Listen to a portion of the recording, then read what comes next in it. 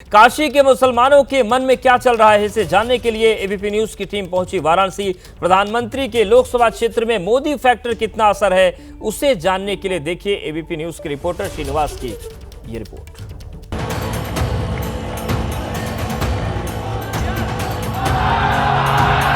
महादेव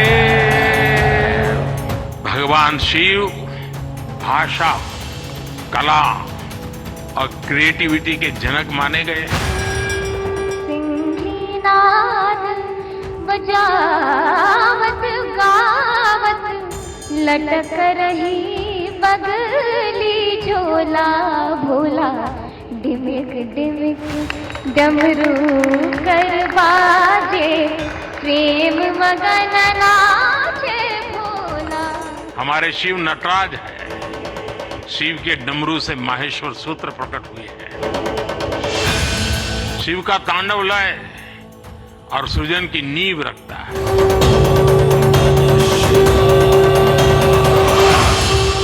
मैं आपको भी और देशवासियों को भी महाशिवरात्रि की बहुत बहुत शुभकामनाएं देता हूं। महाशिवरात्रि के उपलक्ष्य पर जब देवाधिदेव महादेव की सृजनता की व्याख्या कर रहे थे हिंदुस्तान के प्रधान, तब सामने देश के क्रिएटिव नौजवानों की फौज बैठी हुई थी।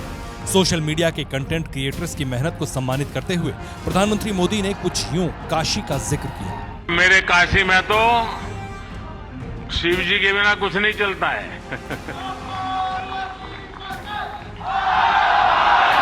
महादेव। बाबा विश्वनाथ का नाम लेकर कंटेंट क्रिएटर्स के सामने प्रधानमंत्री मोदी ने एक ऐसी बड़ी भविष्यवाणी की जिसका सीधा संकेत सत्ता में वापसी को लेकर है। अगले कुछ दिनों में लोकसभा के चुनाव होने जा रहे हैं। आप ये मत सोचिए कि आज का ये इवेंट इसके लिए है।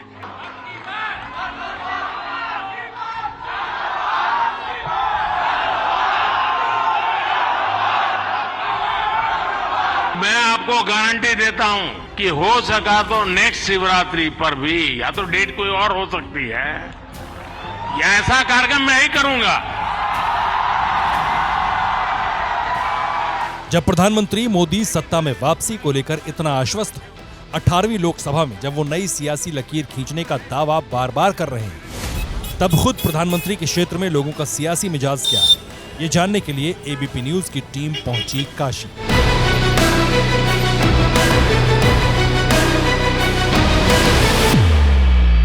काशी जहां अविनाशी का वास है, जहां कंकड़ कंकर में शंकर मौजूद हैं, जो सियासी तौर पे प्रधानमंत्री मोदी का संसदीय क्षेत्र है, जहां 10 सालों से वो लगातार सांसद हैं।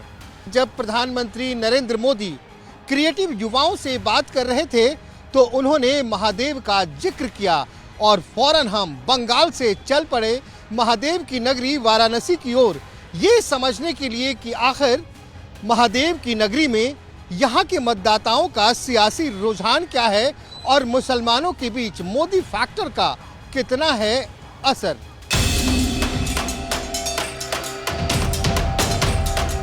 गंगा नदी के किनारे भगवान शिव के त्रिशूल पर बसा वो शहर है काशी, जिसे दुनिया के सबसे पुराने जीवित शहरों में से एक माना जाता है, जिसकी बुनियाद में धर्म है, आध्यात्म है, संस्कृति है, जिसकी सियासी पहचान में कमलापति त्रिपाठी भी हैं, मुरली मनोहर जोशी भी रहे और अब प्रधानमंत्री मोदी। वहां इस बार मुसलमानों का सियासी मिजाज क्या है, वो सुनिए जरा। इस वक्त हम वाराणसी के दाल मंडी इलाके में मौजूद हैं। यहाँ तमाम लोग हैं, इनसे जानते हैं कि भैया क्या हाल चल रहा है बनारस का। ठीक चल रहा है सब, चकाचक है सब एक नंबर चल रहा है। ये बताइए, 2 बार से मोदी जी आपके प्रधानमंत्री हैं, कैसा लग रहा है बनारस? सब एक नंबर लग रहा है, सब अच्छा है। काम वाम हुआ है? हाँ, एक नंबर हो रहा है काम। फिर तीसरी बार आ रहे हैं लड़का। अब फिर तीसरी बार आएंगे, फिर होगा काम। क्या नाम है आपका? साहिल खान। ताहिर खान। हाँ। एक पत्रकार। तो ये बताइए ताहिर खान साहब, आपको क्या लग रहा है कि बनारस मोदी जी के अंदर में ठीक है या फिर कुछ होना चाहिए? सब ठीक है, और भी कुछ होना चाहिए, हो भी रहा है उसे भी। मिराज साहब, आप कह रहे हैं कि प्रधानमंत्री सांसद है, लेकिन यहाँ फिर देखिए अयोध्या के बाद अब ज्ञान व्यापी और क्या क्या हो रहा है। देखिए, ये सब जो है, ये सब कोर्ट के मसले हैं। कोर्ट के मसले तो कोर्ट ही जानते हैं, उसके बारे में तो मुझे बहुत सारा विशेष ज्ञान नहीं है। जितना बेहतरीन काम मोदी जी कर रहे कोई नहीं कर रहा है। ऐसे क्या कर दिया? मोदी जी का काम है, खाली हिंदू मुस्लिम ना करे, काम बहुत अच्छा उनका है। हाँ, खाली हिंदू मुस्लिम ना करे, इससे बड़ा कोई सरकार नहीं है। प्रधानमंत्री विश्व गुरु हैं। ये तो हमें ना मालूम। नहीं, ये पता होना चाहिए आपको। प्रधानमंत्री हमारे विश्व गुरु हैं और हमें फख्र है अपने प्रधानमंत्री के ऊपर में कि विश्व में सबसे बेहतर प्रधानमंत्री हैं तो माननीय नरेंद्र मोदी जी हैं। हम तो चाह रहे हैं अब की इस बार जो इलेक्शन आए वोट पड़े, मोदी जी को सारे मुसलमान इतना वोट दे दे कि बनारस का इतिहास रच जाए। कोई पार्टी सब बेकार है। मोदी जी को इतना वोट दे दे कि अगर 25 लाख की आबादी बनारस में है, 15 लाख वोट अगर पड़ रहा है तो सिर्फ मोदी जी को पड़ जाए, कोई है ही नहीं। क्या लग रहा है आपको चुनाव में इस बार अब मोदी जी, आप लोग इसमें कोई शक है क्या मोदी जी के निकलने में? आप चाहते हैं कि मोदी जी फिर आए? नहीं, हमारे चाहने से प्रधानमंत्री के रूप में जो मतलब जो माहौल है जो उसके हिसाब से हम बता रहे हैं कि इनके लिए तो कोई खतरे वाली कोई बात ही नहीं है। नहीं, हम तो प्रधानमंत्री की बात कर रहे हैं। जी जी, प्रधानमंत्री, इनमें क्या शक है? आपको जुबैर भाई को मोदी जी पसंद है? बिल्कुल पसंद है मोदी जी मुझे। अखिलेश भैया को आप हार्ट अटैक कराएंगे? अरे अखिलेश भैया को अपनी जगह है, मोदी जी अपनी जगह है। ये सांसद की मैं बात कर रहा हूँ। के लिए ना है, वो केंद्र के दिल्ली के लिए थोड़ी ना है। क्या नाम है आपका? मोहम्मद हसीन। क्या कह रहे थे? हम कह रहे थे कि मोदी और योगी खाली सिर्फ अपनी किताब से एक चीज हटाते हैं, जो फिरका परस्ती का जो थोड़ा सा जो है वो है, तो उससे बढ़िया कोई नेता ही नहीं है। क्या मोदी जी और योगी जी बहुत अच्छी सरकार चला रहे हैं, इसमें कोई दो राय नहीं है। दंगा फसाद ये सब से आदमी एकदम मुक्त है। 1 अरब 40 करोड़ आबादी, पूरा उनका परिवार, तो हम परिवार से अलग कैसे हैं? आप भी परिवार हैं? क्यों नहीं भाई, देश के अगर नागरिक हम हैं, हिंदुस्तान के नागरिक हैं, हिंदुस्तान में रहते तो मोदी जी के परिवार के हम नहीं है, आप नहीं है। क्या ये कह रहे हैं मोदी जी के परिवार हैं? जाहिर सी बात है। क्यों नहीं है? आप भी परिवार हैं? जी हाँ, हम लोग हैं। भैया राजा है तो राजा के हम प्रजा ही ना है। प्रजा क्या होता है? प्रजा का मतलब हमारा परिवार। अरे लोकतंत्र है यहाँ, कोई दिक्कत नहीं है। राजतंत्र थोड़ा है कि राजा को आदमी राजतंत्र में बैठाए किस लिए? आपको मोदी जी सही लग रहे हैं? एकदम बिल्कुल फिट है। हिंदुओं की तीर्थ स्थली कहे जाने वाले जिस बनारस के मुसलमान अपने मन की बात कह रहे थे, वहां का सामाजिक समीकरण समझिए जरा। वाराणसी लोकसभा क्षेत्र में मुस्लिम वोटर्स की तादाद 2.5 लाख है। 2 लाख के आसपास ब्राह्मण वोटर्स हैं। इसके अलावा यहां लगभग 2 लाख कुर्मी और 1.5 लाख भूमियार वोटर्स भी हैं। यादव 1 लाख, राजपूत 70,000 और बनिया 2 लाख वोटर हैं। वैश्य, यादव और मुस्लिम वोटरों की तादाद जिस बनारस में निर्णायक है, वहां इस बार क्या मिजाज है, सुनिए। महादेव की नगरी काशी, जहां के सांसद हैं खुद प्रधानमंत्री मोदी, तो आज महादेव की काशी में जानेंगे यहां के मुसलमानों से कि आखिर आने वाले चुनाव में उनके लिए अहम मुद्दे क्या होंगे। क्या यहां के मुसलमान मोदी के विकास कार्यों से प्रसन्न हैं या फिर मामला मुद्दा कुछ और है? तो आइए शुरू करते हैं। भैया नमस्कार। महादेव की नगरी, महादेव, मोदी और मुसलमान, कैसा चल रहा है ये तीनों? देखिए कैसा चल रहा है। मोदी जी के बारे में तो मैं यही कहूँगा, जितना हम लोगों ने सोचा उससे कहीं ज्यादा दिया। इतना विकास हुआ कि पहले हम लोग भी और भी शासन आया और भी सरकार थी, इतना विकास हम लोग नहीं देखे। बनारस के लोग कभी नहीं सोचे थे कि 24 घंटा बिजली मिलेगी। बनारस के लोग कभी सोचे थे कि हमको रिंग रोड मिलेगी। बनारस के लोग कभी नहीं सोचे थे कि हमको 3 रेलवे स्टेशन मिलेगा। बनारस के लोगों ने कभी नहीं सोचा था कि यहाँ से लखनऊ और यहाँ से बलिया, यहाँ से गाजीपुर की रोड भी मिलेगी। तो यहाँ पर रोपवे दे दिया, इतना कुछ दे दिया कि पूछिए मत। क्या विकास सिर्फ काम है, ये बताइए? और क्या सब काम है? बुनकरों का पूछिए हाल क्या है, आप बताइए ना, इसीलिए तो बुनकर कॉलोनी में आए। तो बुनकर का हाल समझ लीजिए कि बहुत बेहाल है। मोदी जी ने जो किया है, खाली ये व्यवस्था के लिए काम किया है। उन्होंने बुनकर के लिए जो है कुछ नहीं किया है, कुछ भी नहीं किया, 1% काम नहीं किया है, जो कि बुनकर आज हालात से परेशान है।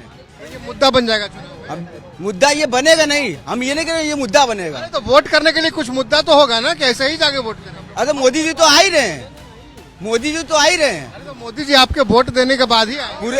अरे यार मोदी जी को हर हाल में मोदी जी आ रहे हैं। तो अब तो फिर नई सरकार चुनने का वक्त आ गया। चुनने का वक्त आ गया, लेकिन मोदी जी आएंगे, मोदी जी आएंगे। मैंने प्रसन्न भी नहीं है मोदी जी। हम तो ये कह रहे हैं कि मोदी जी ये करे कि जो कारोबार है बुनकर जो परेशान है हालात, दीजिएगा वोट? है बिल्कुल करेंगे, बिल्कुल वोट करेंगे। आज जितनी भी योजना आती है हर मुसलमान को मिलती है, हिंदू को मिलती है, सारे संप्रदाय को मिलती है। ये कहा जा रहा है कि भाजपा के शासन में भैया मुसलमानों को टारगेट किया जाता है। नहीं, कहीं ऐसा नहीं है, ये सब एक हुआ है।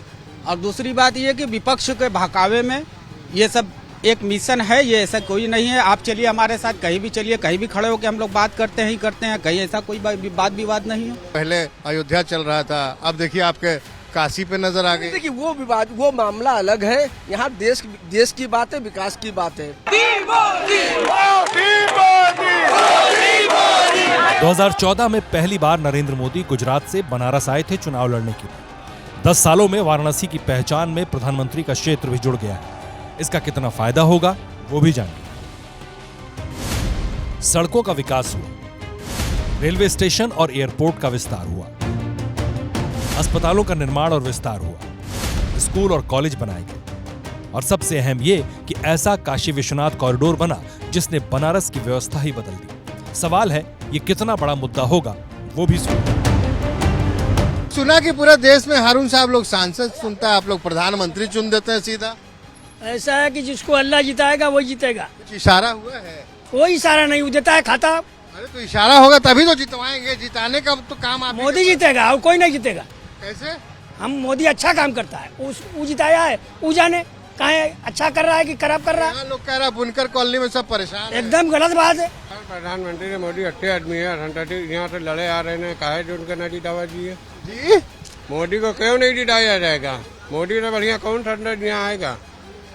मोदी एक बार आएंगे तो विकास का कुछ न कुछ प्लान जो तो कुछ घोषित कर देंगे। 10 साल में कितना प्लान दे दिए?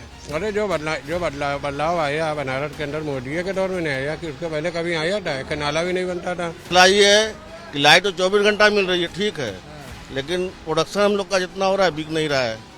और क्यों नहीं बिक रहा? बिक ही नहीं रहा है, बाजारे नहीं है, कोई नीति नहीं है मोदी जी की कारोबार पे। कारोबार पे कोई नीति इनकी नहीं है।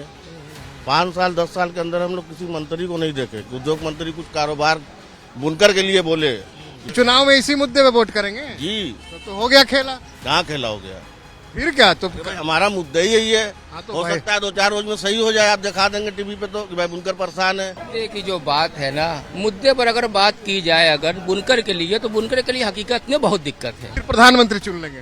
प्रधानमंत्री तो हम चुने ही हैं, वो तो हमारे एरिया के संसद है, हमारे बनारस के। चुनाव का मसला ये है कि 80% मोदी के साथ लोग हैं, तो भाई उन्हीं को वोट देंगे। मोदी तो हर हाल में जीतेंगे, उसको तो कोई दाग नहीं है।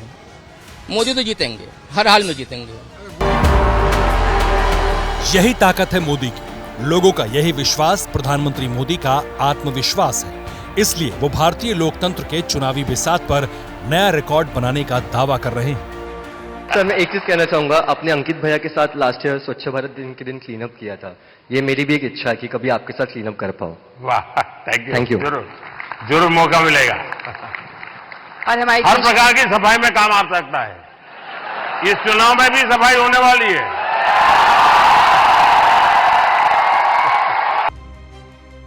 हालांकि प्रधानमंत्री मोदी को सत्ताहीन करने के लिए कांग्रेस पूरा जोर लगा रही है। देश की सबसे पुरानी पार्टी ने भी अपने योद्धाओं की फौज उतार दी है। लिस्ट जो है एक मिश्रण है अनुभवी कांग्रेस के वरिष्ठ नेताओं की, युवाओं की, संगठन के अंदर जो एनएसयूआई यूथ कांग्रेस से निकल करके आए हैं उन लोगों की, और जमीन से जुड़े हुए नेताओं की। और हमें पूरी उम्मीद है कि कांग्रेस पार्टी जिस प्रकार की गारंटी की घोषणा लोगों के पसंद के हिसाब से हम लोग कर रहे हैं, हमारे कैंडिडेट्स सक्षम हैं कि इन गारंटीज को राहुल गांधी जी के नेतृत्व में, खड़गे जी के नेतृत्व में आगे पूर्ण करें। वाराणसी में कांग्रेस आखिरी बार 2009 में जीती थी, लेकिन तब के कांग्रेसी सांसद भी अब भाजपाई हो चुके हैं। ऐसे में कांग्रेस की इन कोशिशों के बीच वाराणसी के लोगों के मन की बात बहुत साफ है।